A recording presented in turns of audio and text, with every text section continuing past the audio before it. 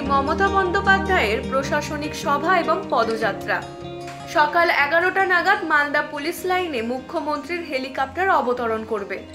এরপর police line থেকে মালদা জেলা ক্রীড়া সংস্থা ময়দান পর্যন্ত পদযাত্রা করবেন মুখ্যমন্ত্রী।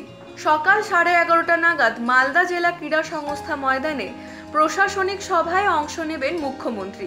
তার আগে প্রশাসনিক ব্যস্ততা তুঙ্গে। নিরাপত্তার চাদরে মুড়ে ফেলা হয়েছে গোটা মালদা শহরকে। অন্যদিকে আজ আবার কংগ্রেস নেতা রাহুল গান্ধীর নেতৃত্বে ভারত জোড়ো ন্যায় যাত্রা। সব মিলিয়ে আজ সকাল থেকেই তুঙ্গে মালদার রাজনীতি।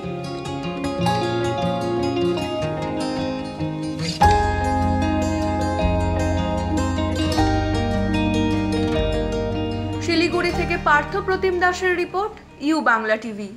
ইউ বাংলা টিভি হৃদয় ছুঁয়ে যায়।